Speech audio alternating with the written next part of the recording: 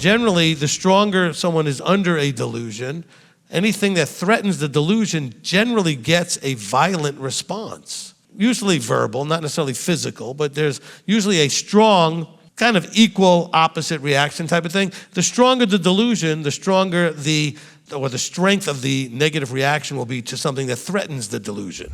I'm just sitting there and I'm listening to your teaching and I'm like, man, worthy, fit. All this is popping in my head and it's coming to like kind of perfectionist. You got to be perfected. Again, it's the desire to be perfect that he's looking for. The way you said it was, well, I know you say it's not that, it's about what's in your heart.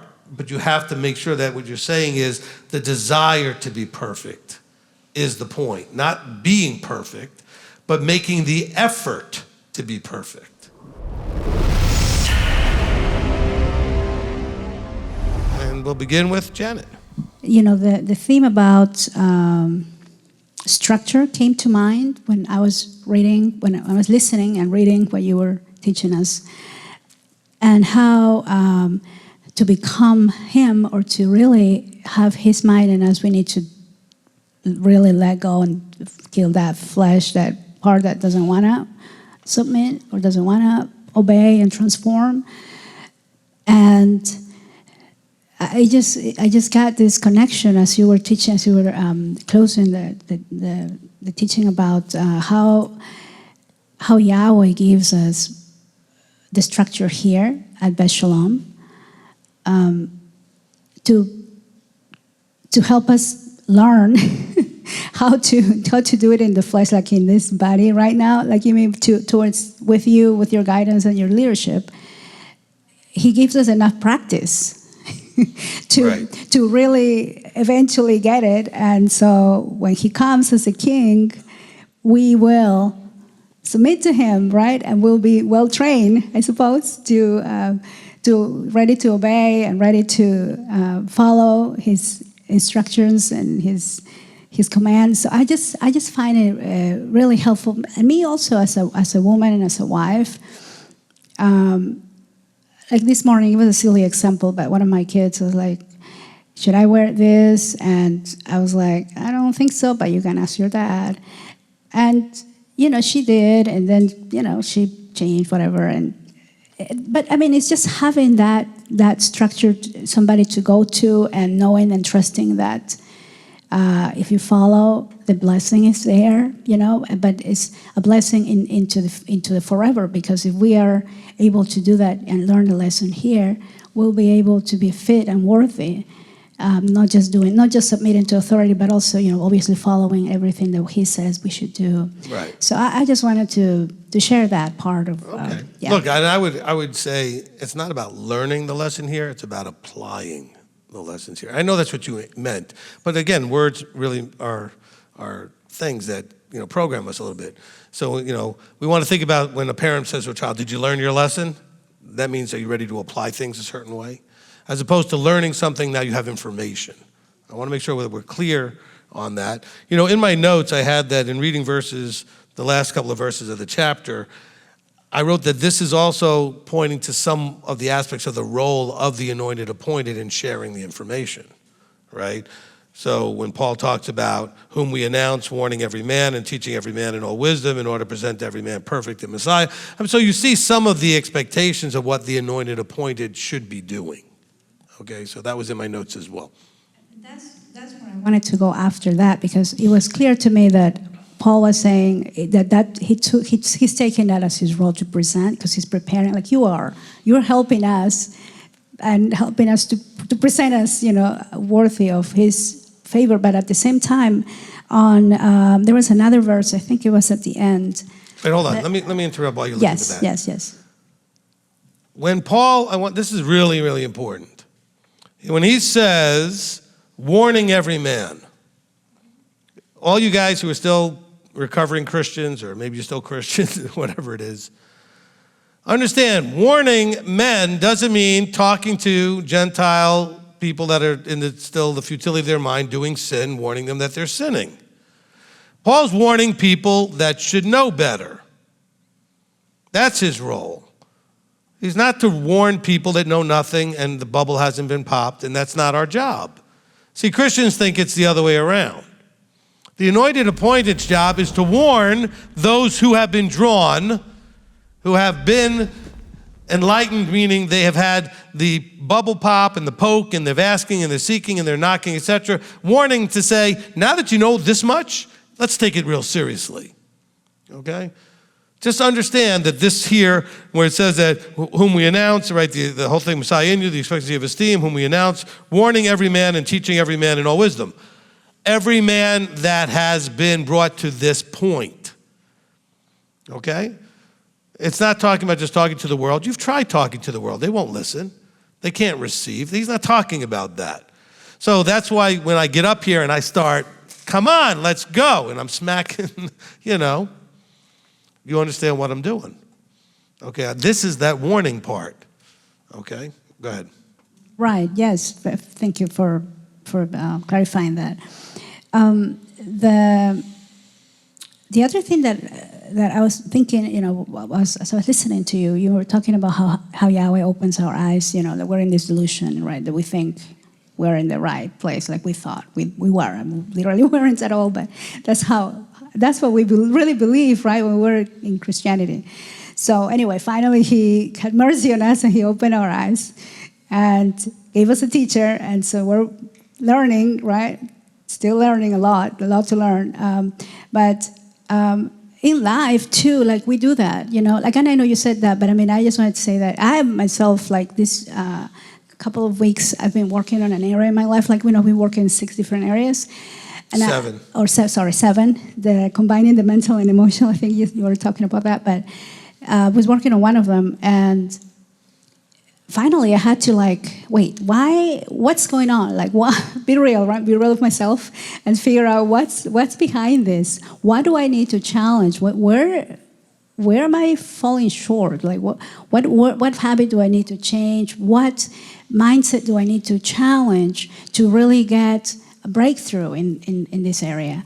And so I don't want to believe, like you were giving the example of, I don't know, if it was a work example, somebody who was counting 40 houses, whatever it was, and it wasn't real. Like, I was thinking that something, and I wanted to believe that was real, but it wasn't, and so as we can also keep ourselves in that delusional bubble, wanting to, for whatever reason, or it's fear or whatever it is, to just keep going, thinking, oh, it's fine, when it's not, right? And so I think that's part of growing up too, is to really let go of the fear and just, face whatever is going on in your life with faith, with patience, with joy, and all the things that he says we should do. But really open our eyes to things that sometimes it can be uncomfortable to look at, but we should. So anyway. Yeah, that's good. Yeah. That's good. And then at the beginning, when you were talking about how, I think it was when you were opening and you were doing the reset, I think it was around that, you were talking about how, oh my gosh, where was it? I'm trying to find it. I think it was about how we can react. Like, you were, the last part of the last Shabbat, we were talking about jealousy and, you ask and you don't get and all that stuff, and envy. Right.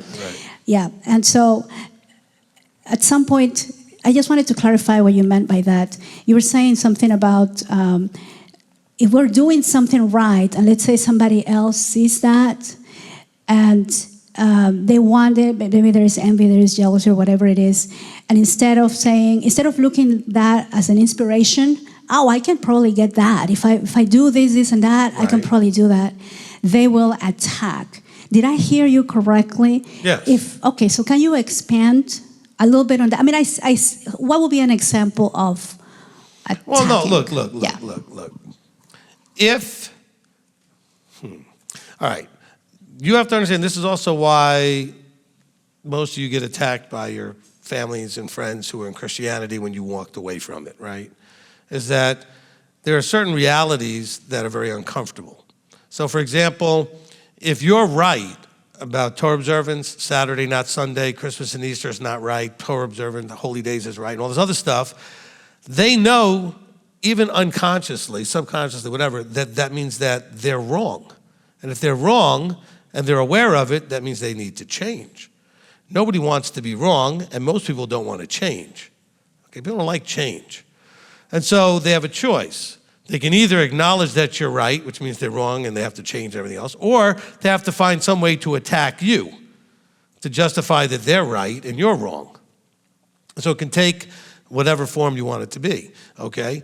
The same thing, like if someone sees that you have something and I don't have, okay? I either have to accept that you have it because you earned it in some way, or I have to find some way to attack you to decide to lie to myself that you somehow were handed it or you got it in some wrong way, whatever. I have to justify, this is where the attacking comes from, it helps me justify me not doing. Okay? The attacking is my justifying my inaction, my choice. My choice to stay in something that after I've seen it, I realize I'm wrong, but to justify that I'm going to keep doing it, I have to find a way to attack and defend what I'm doing somehow that it would be right, okay? And it gets irrational and illogical. The other thing that you should be very aware of, because from the psycho, therapy, sort of thing, is that delusion, generally, the stronger someone is under a delusion, anything that threatens the delusion generally gets a violent response. Usually verbal, not necessarily physical, but there's usually a strong, kind of equal opposite reaction type of thing. The stronger the delusion, the stronger the strength of the negative reaction will be to something that threatens the delusion, okay? Because you got to remember, the delusion, by definition, is your world view of that part of the world, the way you see that aspect of life. And so if you threaten that, it means that the way I see the world in that area is wrong. And that, now, if I'm not really strongly, committed to believing A, B, or C, it may take not much for me to change my mind and you show me something and I don't really care, okay? Because maybe I don't have a strong thought about, eating healthy. Forget about kashrut or whatever, just eating healthy, or maybe I don't have a strong thought about, some sort of behavioral thing, and then I come and find out, oh, there's a better way to do this. What if I love something and I've committed to this is right, only to find out that it's not maybe right, okay? And this can be really challenging, all right? It can be really challenging. And so that's where you get the violence. It has to do with how dogmatic you are about your particular view. Now, it may be that your view is right. It also may be that your view is delusional. Okay, so something that threatens it, though, which is why you see Democrats and Republicans getting so nasty, because they've bought into dogmatically their position instead of just saying, this is how I see the world. But each one pictures the other one threatening their world. Okay? And they're both wrong, all right? Okay? We've had Democrat presidents and Republican presidents. Some have been better than others. It doesn't matter which one. Some have been better of each party. Some have been worse of each party. And you know what? It didn't destroy the country. But to talk to either one and either side, oh, if this one does this, the country's going to be destroyed. No. It's just that you need to say that because you feel threatened, okay? And either side could do that. Both sides feel threatened by the other side. Each side thinks the other side is going to destroy everything, which is not true, okay? All right? It doesn't matter what my beliefs are. I have no fear of the Republicans or the Democrats running everything. We will survive, and pretty much guaranteed, whichever one's running it, the other one will run it next, okay? And so then you can have a different group not to like. So it doesn't really matter, okay? But then if you're really delusional, you'll convince yourself that your group is doing great when they're not, okay? Because you can't see. I'll give you an example. I talked to somebody, and I won't mention who or whatever, but I talked to somebody in the family, and they're very dogmatically on one side of that political equation. And they would, when that party was in power, they would attack whatever. Then the party would switch, right? The other one would be in power, do pretty much exactly certain things exactly the same as what was complained about.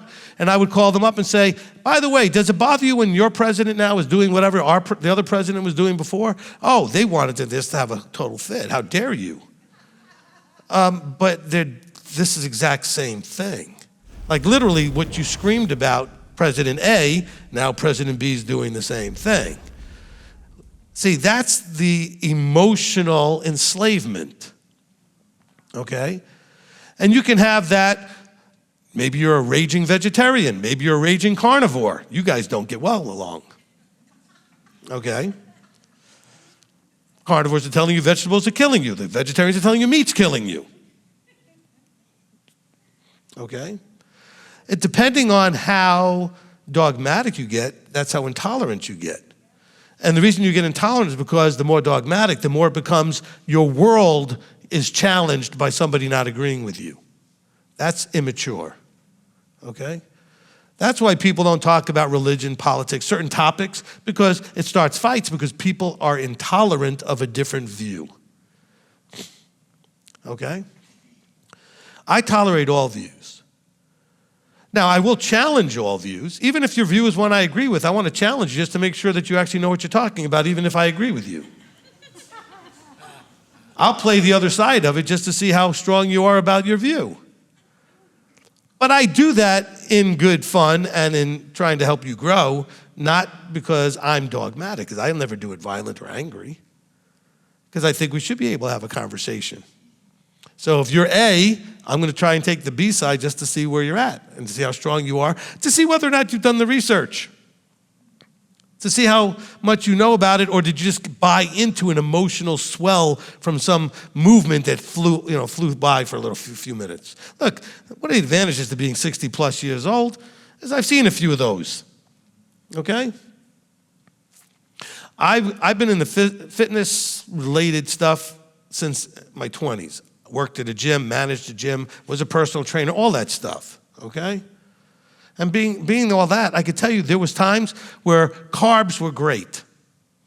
There was times where eating 4 meals a day, 5 meals a day was the way to go, smaller meals. Other times now it's intermittent fasting. Let's eat only 1 meal a day. OMAD, it changes every couple of months. It used to change every couple of years. No fat, low fat. Oh, lots of fat.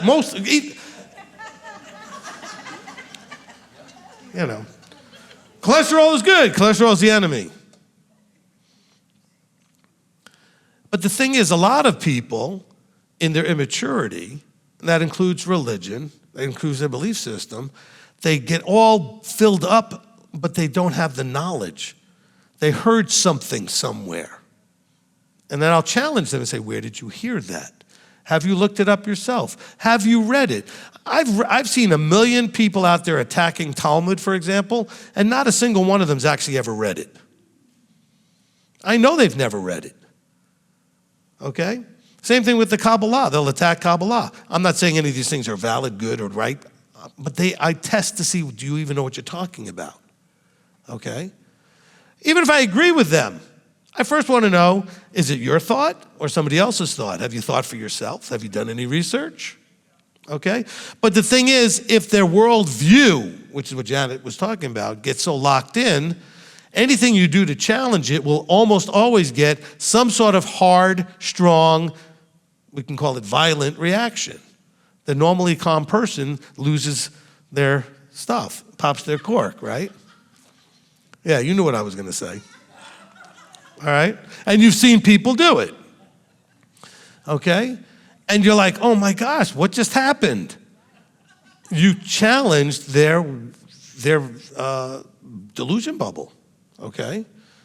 And you can't be right. They can't allow that. It changes the way they see everything, or at least everything in that area of life, right?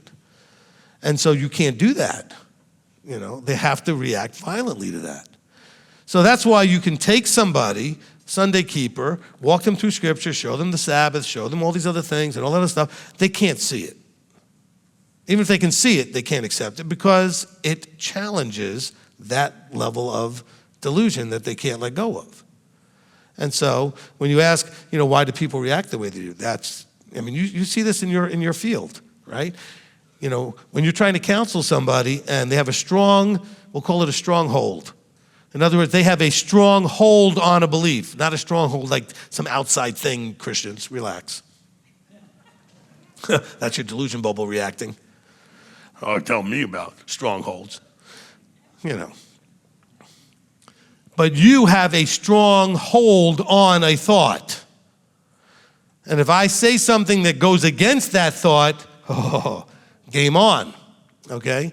That can happen. Now, if somebody doesn't have that strong a hold, then you can talk about something and it's no big deal, okay?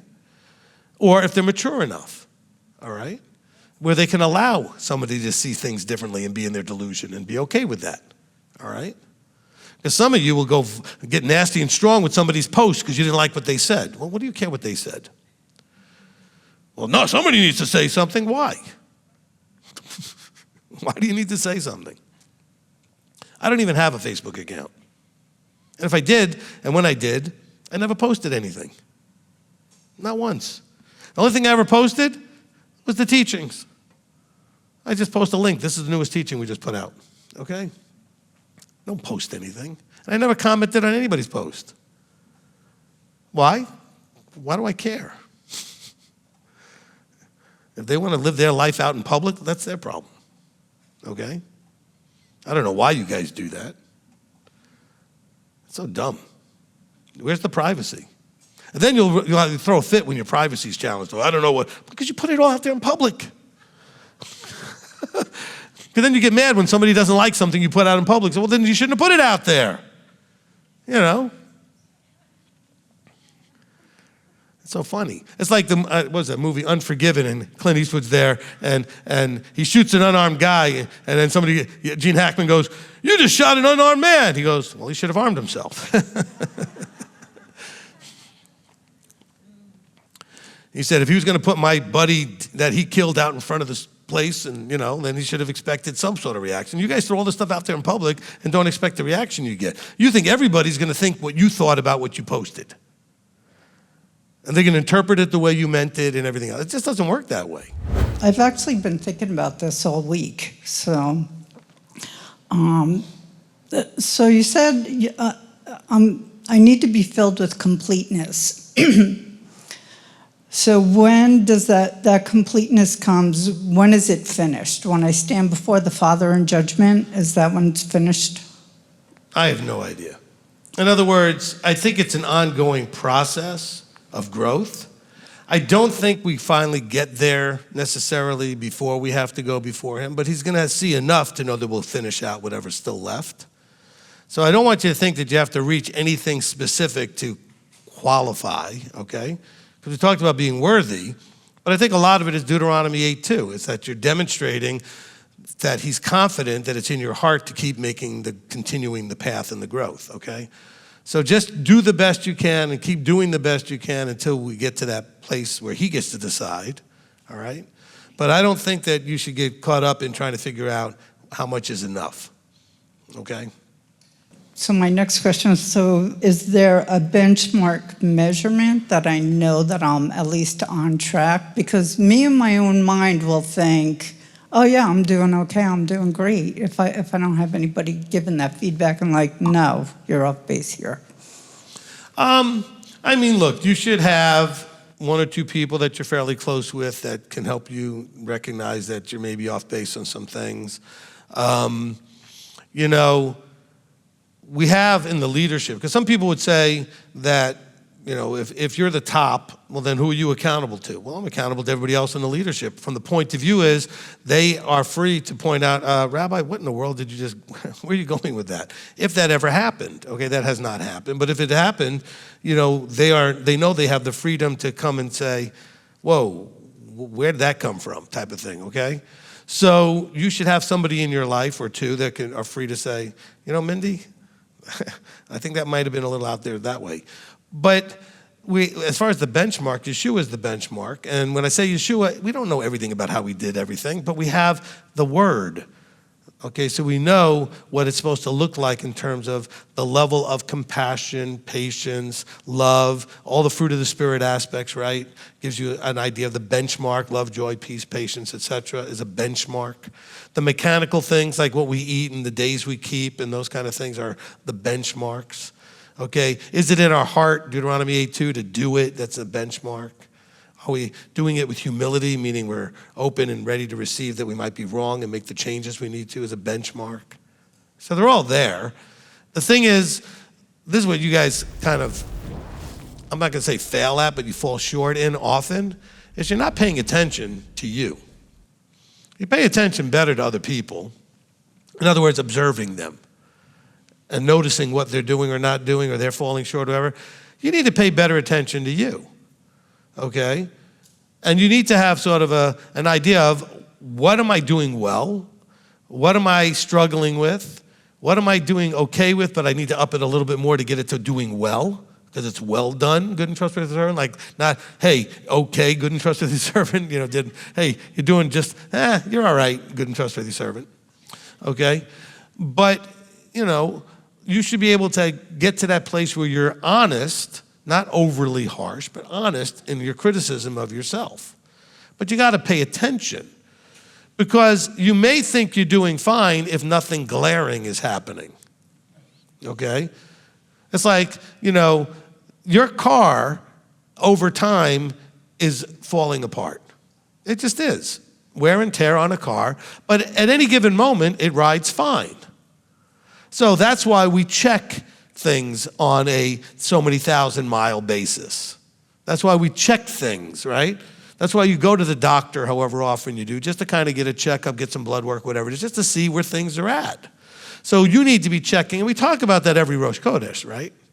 Every Rosh Chodesh, we talk about taking the time to examine where you've been, how far you've come, what you still need to work on. It takes a higher level of self-observance, paying attention to you. How do you handle situations? What choices are you making? Where are you going? Okay? That's what the 7 areas challenge is about, right? That's what the Level Up class is about. Okay, so I came to talk to you this week and about a struggle I was having with my sugar and You got to stuff. put this right up to your mouth. I'm sorry. That's okay. That's right. It's a lollipop. Wait, I just had an idea about your benchmark question. Hold the question about when we counsel. You know what I want to give you as a benchmark?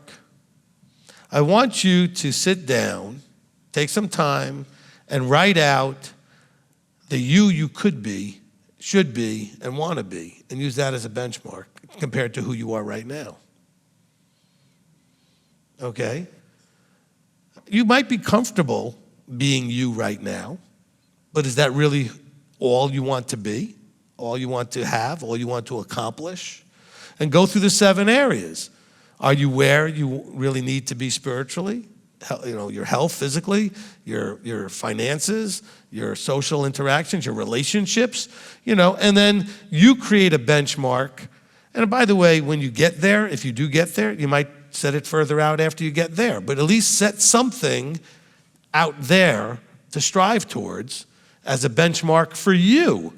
Not an ultimate benchmark, because that's where we always want to go is, well, when I get before him, am I going to, how about what's the next level of you? Okay? And set that as your benchmark target. This is where I am right now. That's ground zero. That's level 0. I'm here. This is where I am right now. What's the next level? In moving towards that completeness, that fullness, etc. Okay? And that's your target. So when you're talking about a benchmark, I know you're using it as in a different way than a lot of people use benchmarks, but a lot of people use benchmarks as a starting point, okay? Like in bowling, I have a ball that I use that's the benchmark ball is the one I start with, and then I make adjustments from there, okay? But in your case, you're talking about what's my target, okay? You're saying, what's the target or standard I should be looking at? The you're not yet, that you know you need to be and should be, okay? Use that. Did that help everybody? Okay? That's the first thing. Don't worry about me or that person or this person or that person. What's the next level of Mindy? Okay? And then what do you need to do to get to that next level? Yeah. So I redid my why, and I have a worksheet that's 7 levels deep, and I had done this worksheet a couple of years ago. So I pulled it out and I redid it, and it was interesting because my why was different than it was back then. And so I got to see a little bit of progress I've made. But now I have Wait. Okay. Where was this worksheet? Where was it? Mm-hmm. The 7 levels deep. Yeah, where was it? I got it from Dean No, Guazi. where was it? Not where'd you get it from? Oh, it was in a file in a box. Is that a useful place for it to be? No. Probably. You see, again, you guys a lot of you caught that, a lot of you missed that. If I'm observing myself, I would have observed, I found a worksheet from several years ago when I was working on my why and noticed it was different.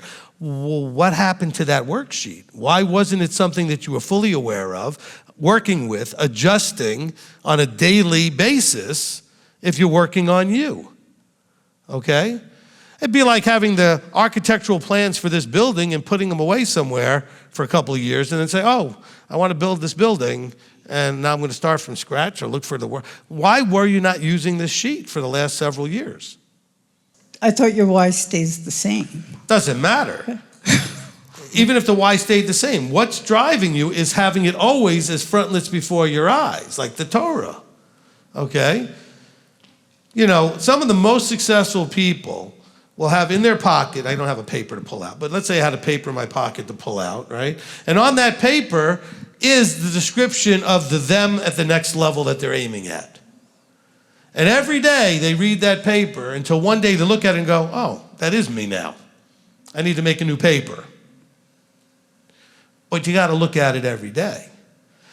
Didn't I tell you this in the level up class? Okay. So, yeah, so this is an observation that you made a 7 layers deep thing and stuck it in a file. That's not going to get you anywhere, okay? A lot of you guys will buy motivational stuff and then you read the book and that's all you did was read the book. Well, what good does that do you? You got to apply it, all right? What are you going to do with it? You got to do something with it. Otherwise, it's just information. Okay, so I'm glad you made the thing. It didn't do you any good. Okay, now apparently you made some progress, but that's in spite of the fact that you didn't use the sheet. Well, originally I had the sheet on my computer, but I moved from New Jersey to North Carolina. No, those are just excuses. Those are And just that's why excuses. Those are just excuses. Yep. Okay, why would you have something? If you need something to do every day, it should be something that you have access to every day. You don't have access to your computer every day. You want to put it on something on your phone, fine, put it on your phone, or have it something on an index card or a paper or something in your pocket that you can pull out. But you shouldn't have it be something that's on a device that you don't access all the time. All right? Because then we end up with excuses. And as Elder says, excuses are for you. And, Okay? and getting back to my original, that's why I need somebody that's going to say, you know, you're a little off here, and not left to my own devices. Well, that's why you come for counsel, and like you came for counsel about this kind of stuff, and so this is where we get to point out this is the problem. Okay, all right.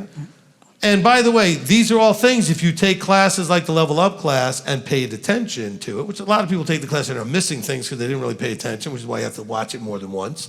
And I gave you 3 different ones where you could watch the same thing 3 different times. You know, it would remind you that it's only going to be useful if you do it all the time. Okay, you got to work on it all the time. That's why if you looked at the 7 areas transformation Omer count, each day, first you have the assessment, then you develop the plan, then what do you do after that? Work the plan, work the plan, work the plan, work the plan, right? Okay? Now really what you should do is do a 7-month where you're going to work the plan for the whole month, and then you start the next one the next month. And we do it as a 7-month thing. Okay, you develop your plan, after you assess, you develop, and then 30 days of working that plan before you look at the other areas. Because you have to really develop the habit of working that plan, okay? You can't put the plan in the computer and leave it alone and forget about it. It's not going to get you anywhere, all right? Good. Thank you, Rabbi. You're welcome. Thank you for everything. No, you're very welcome. And by the way, don't let that intimidate any of you to come for counseling. They're like, man, he's tough. But don't you need somebody to be tough and call out, well, that's an excuse, or that's this, or that's that? And I never do it to be mean. You just need to hear, yeah, blah, blah, blah. That's just excuses, okay? All right? And I will literally do that sometimes to you if we have the right relationship. Yeah, blah, blah, blah. Okay, whatever. all right? Because boy, you're so good at this, how much strength you put behind how good you feel about your excuse. It's like, and then you think, it's strange that I don't really care about your excuse, but I don't. It's your excuse. It's not for me. So it's kind of piggybacking off of her a little while ago, but I'm just sitting there and I'm listening to the teaching and I'm like, man, worthy, fit, all this is popping in my head and it's coming to like kind of perfectionist. You got to be perfected. But I know that's not the reason because you teach us, it's all in your heart if you want to do it or not. So how would I be able to take that and spin it and if I have to explain it to somebody else? Again, it's the desire to be perfect that he's looking for. Right. But that's not what you said, though. The way you said it was, well, I know you say it's not that, it's about what's in your heart. But you have to make sure that what you're saying is the desire to be perfect is the point. Not being perfect, but making the effort to be perfect. Okay? He wants to see, and that kind of answers the question when it had to do with, well, how far do you have to go along the way to know that you've arrived? Well, I don't know that we ever really get there, but you have to at least arrive at the point where he believes that you're always going to continue making the effort to be perfect, as opposed to that you make the effort for a little while and then lose the thing in your computer, okay? I'm not making a joke to tease her. I'm just saying, but we all do stuff like that, all right? You make the effort for a period of time and then where to go, okay? And so when you explain this to anybody, that's what I would explain. I said, look, it's all about wanting to be perfect, striving to be perfect, putting the effort in to be perfect, all right? It's not about just the end result only, okay? You may get to the point where you've perfected some of these things, and that's great, where you no longer have to work at it. It just works beautifully, and you've got it down, all right? Some of you have gotten that with Shabbat. You don't struggle to know when to stop doing things that are not Shabbat worthy, and Shabbat has now started, and then you get through Shabbat, and it's all great, and you did the things you need to do. So that may be perfected. You may be perfected in being able to check your labels and make sure you're not eating anything you shouldn't eat. And then it's not an effort anymore. You just go through the actions of doing these things without a whole lot of stress and effort. Well, there's other things that you still struggle with. He wants to see that not just that it is a struggle for you, but how much are you struggling to win, to overcome, to succeed? The effort you're putting in, or are you quitting? Okay? So it's all about the effort. Are you putting in the effort? Because you know what? It's kind of like all of us have seen people, it could be that your parents did it to you or you did this with any of your children, where you believe they were basically underachieving. And so you look at them like, if you would just put more effort in, you would get A's. If you would just put a little more effort in, but you just don't put the effort in. And you know that it's not because they're not that smart, it's because they're just not putting the effort in. So we watch people and know whether or not they're putting the effort in, okay? Now, there are people that can do great at something that it no longer takes a lot of effort. I'm talking about when they're not getting the great result, and you know it's because of a lack of effort, not a lack of ability. We should know the difference. And please don't attack your child for something that's a lack of ability, acting like it's a lack of effort. You should make sure that it had to do with effort if it is effort, okay? Because it's not fair to blame them on being lazy and not putting the effort in when that really isn't the problem, all right? However, if it's the problem, you want to say, look, this is for your life. It's not just about this class you're taking. You need to learn to put the effort in, okay? Okay, it's not about getting A's. It's about trying to get an A. I will love you if you get B's and C's, if that's the best you could get, but you got to put the effort in, okay? I had a mother that if I got 99, she wanted to know where the other point went. I was like, seriously? She wasn't kidding either. She's a 5th grade teacher. She had that mindset, whatever, But she was just like, 99, what happened? It's 99, Mom. I just want to kind of check understanding because I'm reading it and it almost seems to say like at the beginning, basically we thank Elohim that you believe in Messiah because of the expectation. So because of you thinking you're going to the kingdom, you've believed, and we're happy for that. And then it goes on to say in verse 9, that's why we're praying that you'll have the knowledge of his desire and all wisdom and spiritual understanding. And then it goes on to basically say, if you do what you do, if you do what you're supposed to do, then you'll be where you're supposed to be, is kind of what it feels like in a nutshell. Yes. Okay. Yes. All right, awesome. So it's almost like he's talking to modern day, more Christian mindseted people and saying, all right, it's a good thing you kind of love God, you love the Messiah, at least that's what you think, in the way that you know him, to whatever degree you know him, but we need to do a little bit more. And we need to figure out what is his desire. We need to go ahead and do understand what worthiness is and how to walk in a worthy way and all these kind of things. Very well put.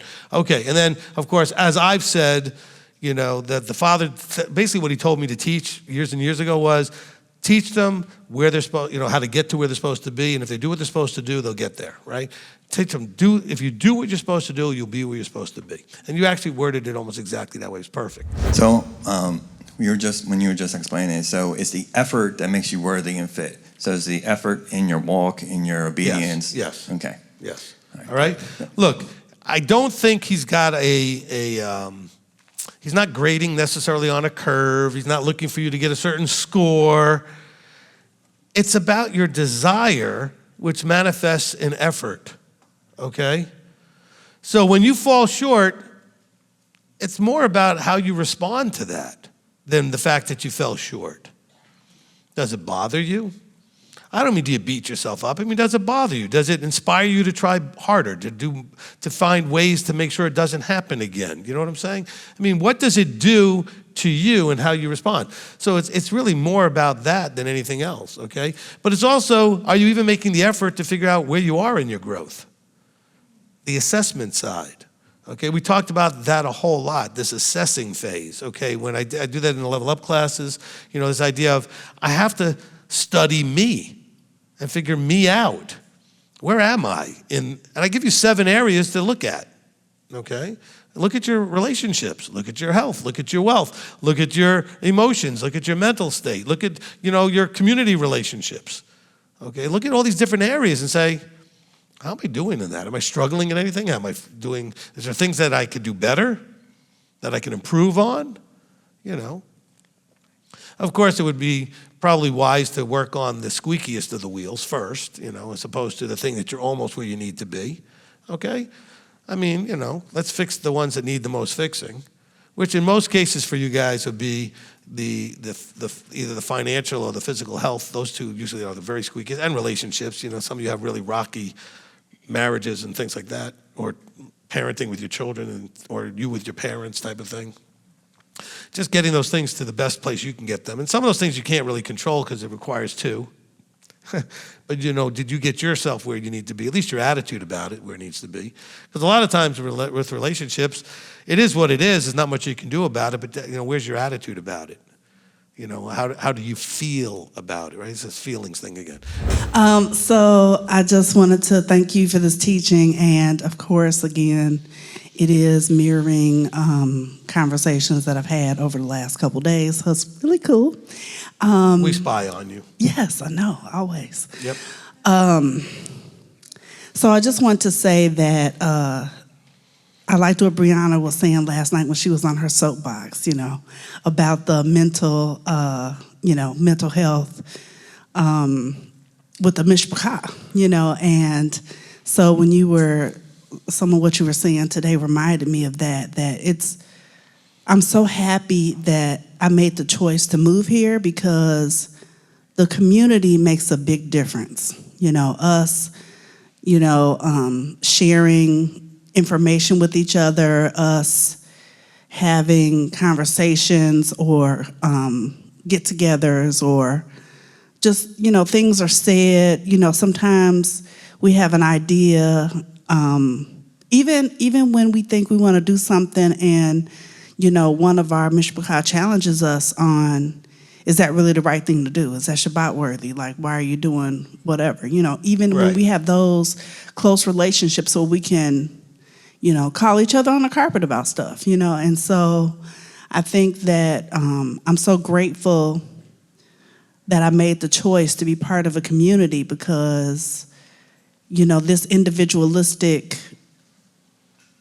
what I had before in Christianity was not, I know I wouldn't have growth like I have now, you know. And working here, you know, has been a blessing because I've had lots of opportunities for growth, you know, challenging conversations and even with, you know, helping with the feast and having to deal with my own emotional issues.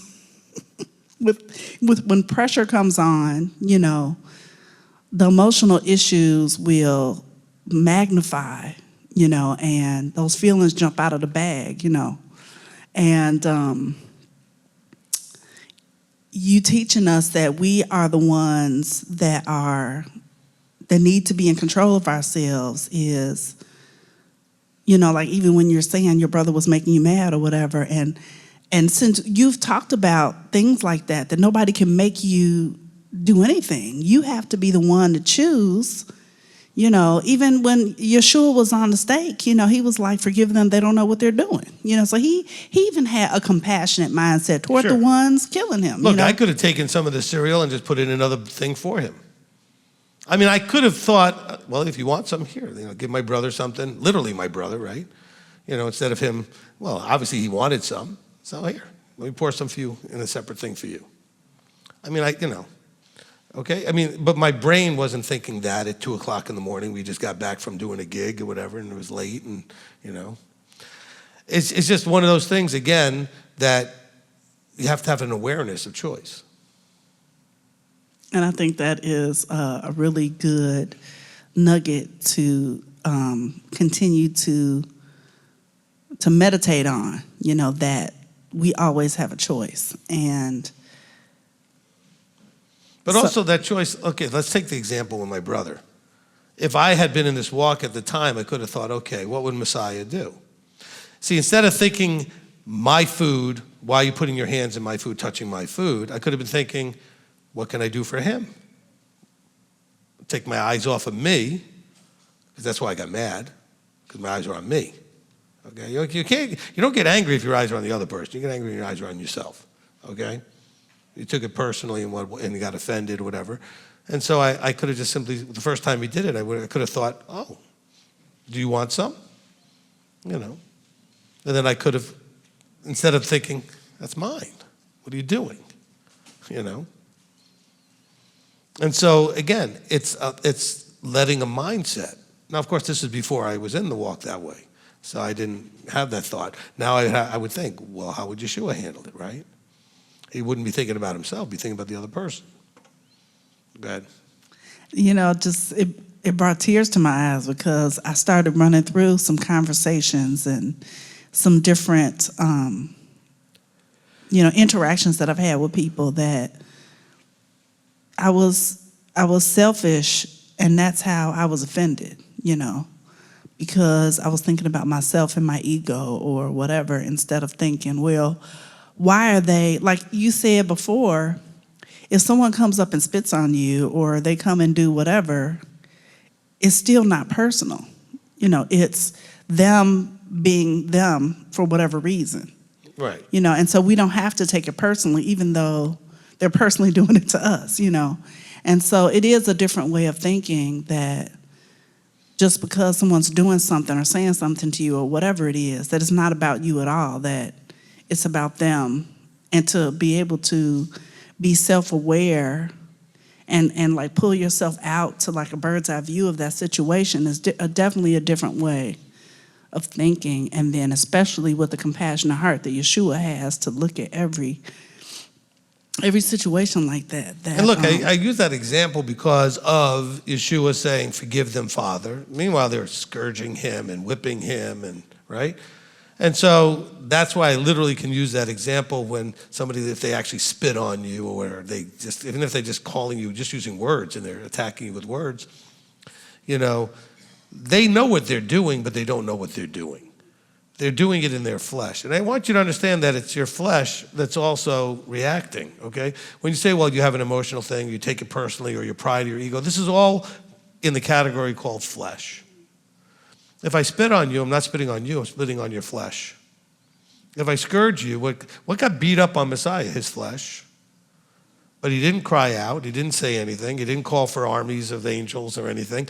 It's just his flesh getting beat up. Okay? You are inside that flesh suit. You're not being beat up. But it feels like it because the flesh acts like it's you. But it's not. It's just the suit that holds you, that houses you, right?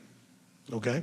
It's just a major shift that we have to make, right? It's big. And that is a really big free in your mind moment, to think like that, to try to put on the mind of, to let the mind of Yeshua be in us when we're in those challenging situations, to really think, well, what would he think? What would he say? What would he do? Well, this is why it's called the fruit of the Spirit, right? You can't love an enemy in the flesh.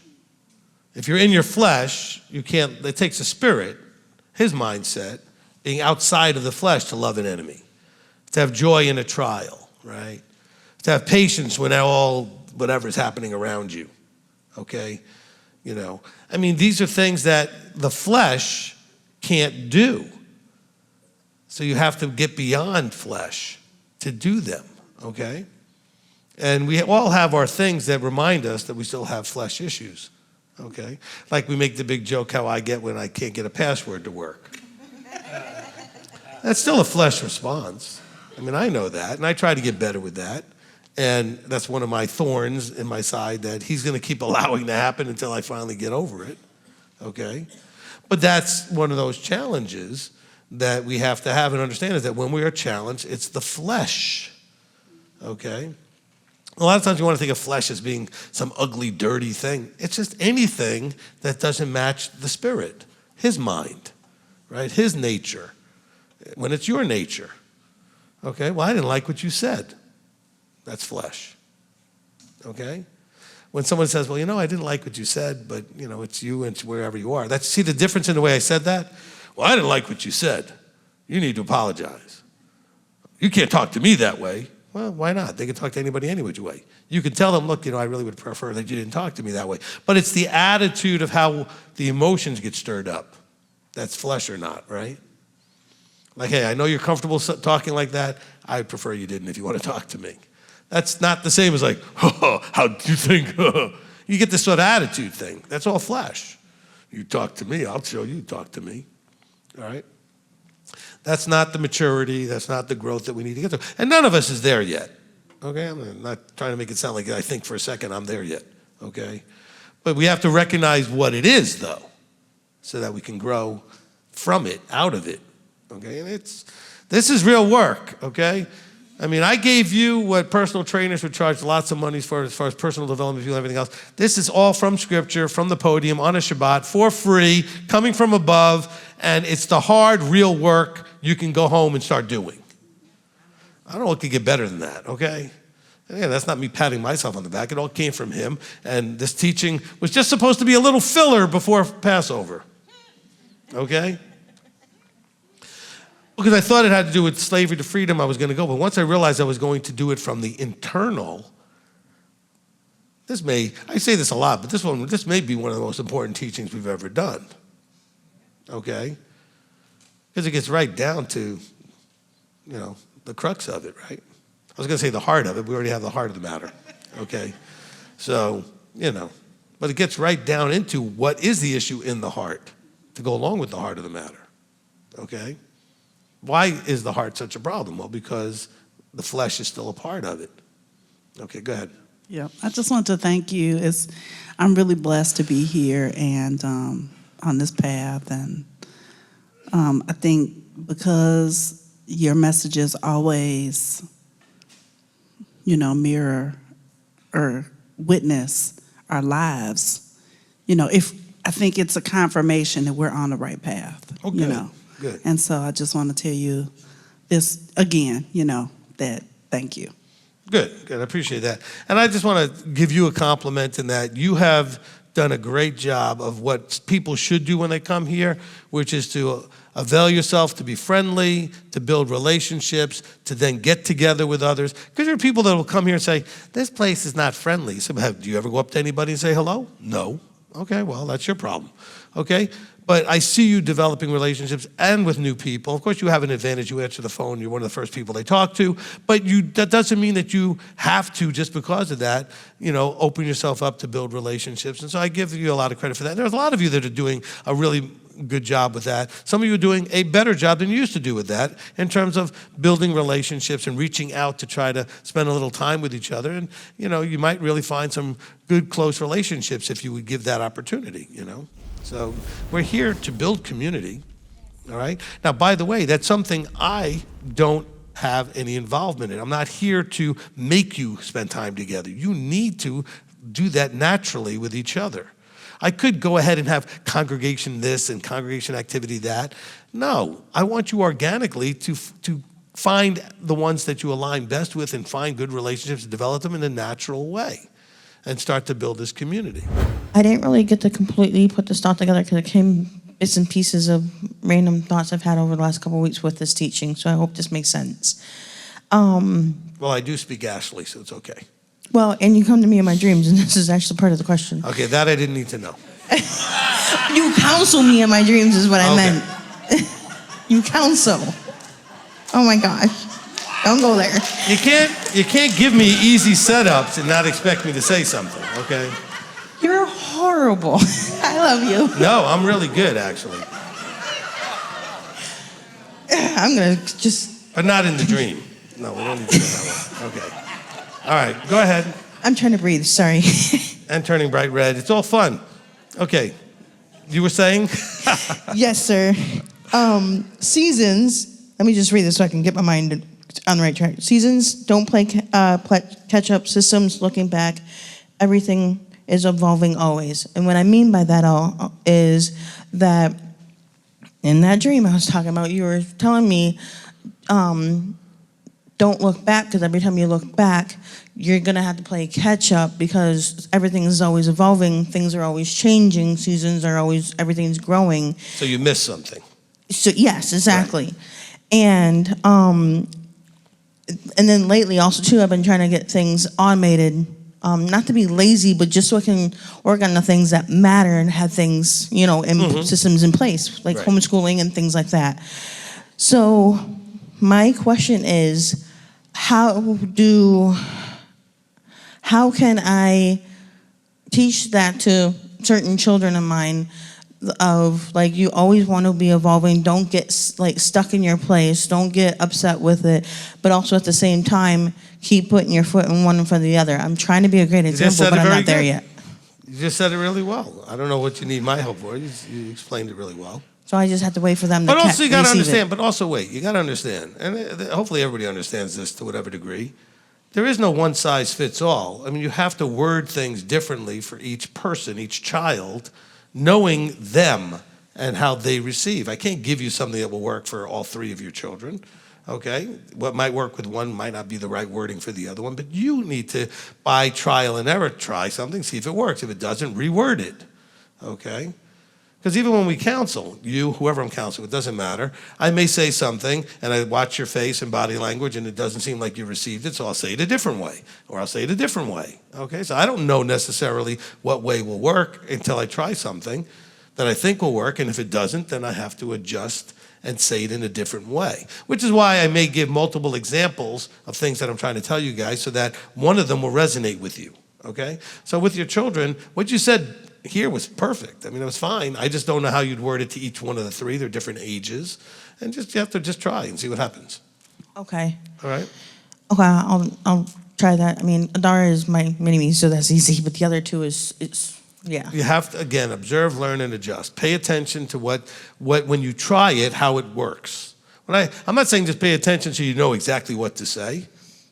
Try something. Say it. See how they respond. It didn't work. Okay, reword it. See if that works. Try and figure out what part of it didn't work. Maybe they got some of it, but not the whole point, okay? Okay. All right, just pay attention to, you guys got to really read body language better. Okay, when you're interacting with people, pay attention to how they're responding. Because, I mean, some of you are just, once you get off to going, you're not paying attention to whether that person's interested, cares or not, is even paying attention to you because you're just going to go. I've had people with really some challenges, but the people in the congregation with legitimate diagnosed challenges that they can, once they start, you could walk away. They're not going to stop until they stop. And you can walk back, they're still going. I mean, they have to get it out. But they're not aware of anybody listening or not, okay? So I try to read your audience, so to speak, the person you're trying to communicate with, and see if they are receiving.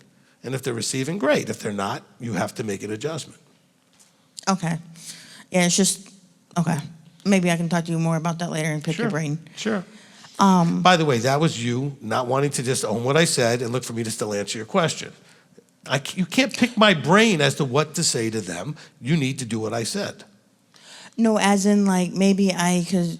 No, you're still trying to find out better ways to answer the question. Try it first and then come back to me if you still have a struggle.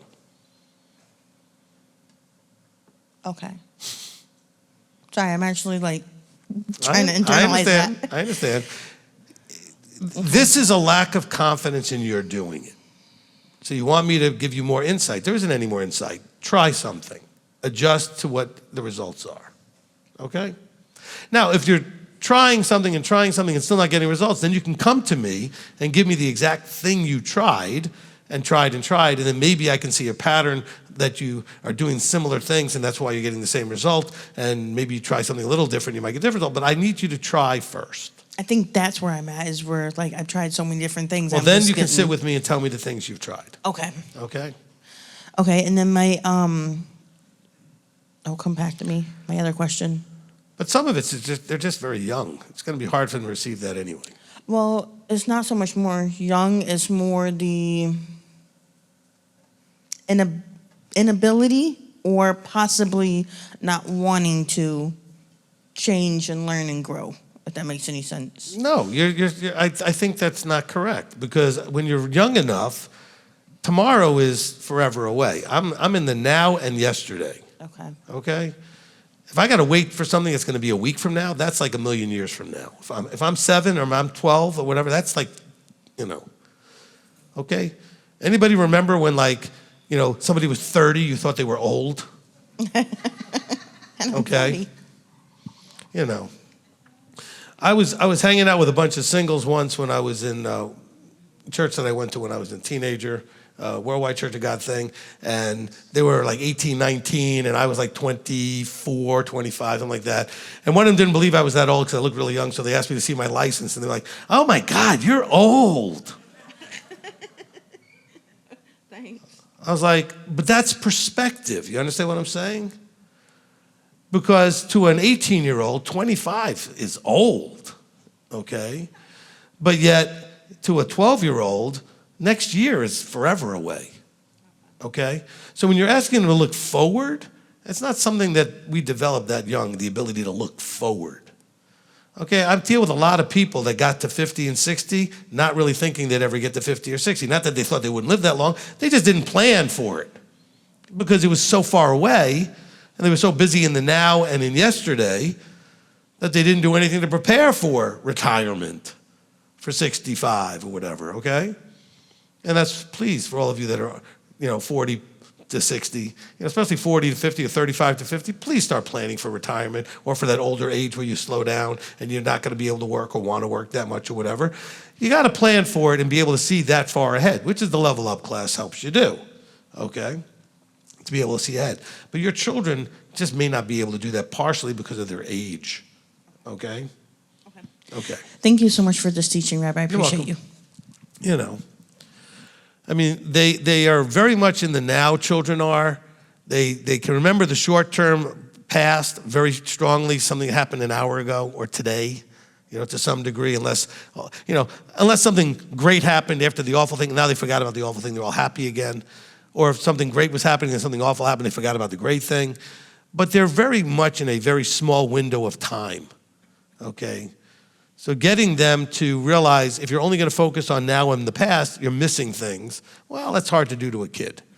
It's hard to do to a 30-year-old, let alone a kid. I mean, I have a hard time doing that with young adults.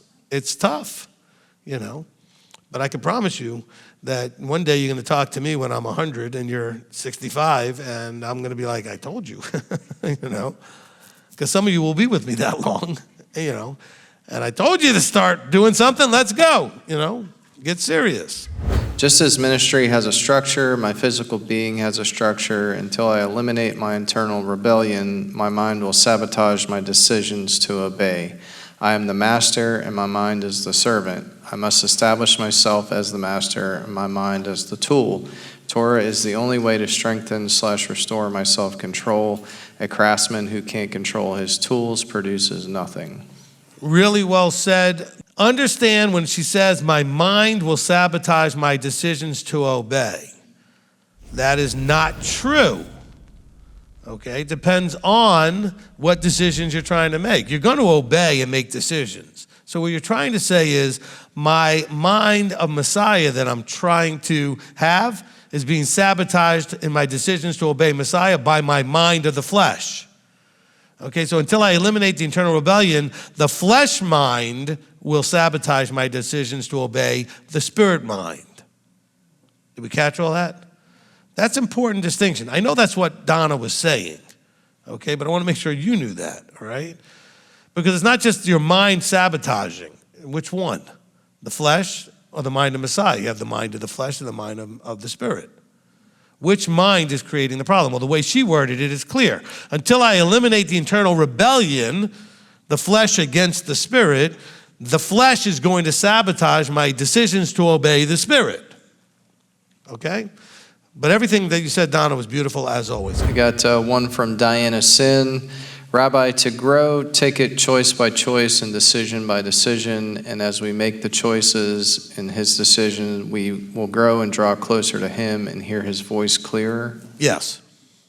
And this last one is a two-part comment from Yanni. He said, Rabbi, thank you for that extra Abba let you teach today. Quote unquote, love son or daughter more than me is not worthy of me. Yesterday I closed the door on my 4 children for disrespecting my walk. One came back with respect. I wanted to counsel about it, but your teaching helped me. Thank you. Oh, you're very welcome, Yanni. I appreciate that very much. And that was, look, I tend to, you guys don't see me out here all the time, but I'm allowing the time during the announcements, during the praise and the singing and the dancing. So you guys are having a great time with all that. For him to inspire any last minute tweaks to the teaching, okay? And of course, if he gives them to me at the last second during the announcements, I have to hurry up and get out here, which was tough because I wanted to grab those last things on worthiness that he gave me at the last second. So, it's not that I don't want to be out here singing with you guys and all that. I'd love to be, but, I usually use that time to just review the teaching, meaning just to go over what verses that I have and to see if there's anything he's going to inspire. And this is where we got those 3 verses on worthiness. All right, that's going to do it for tonight or today.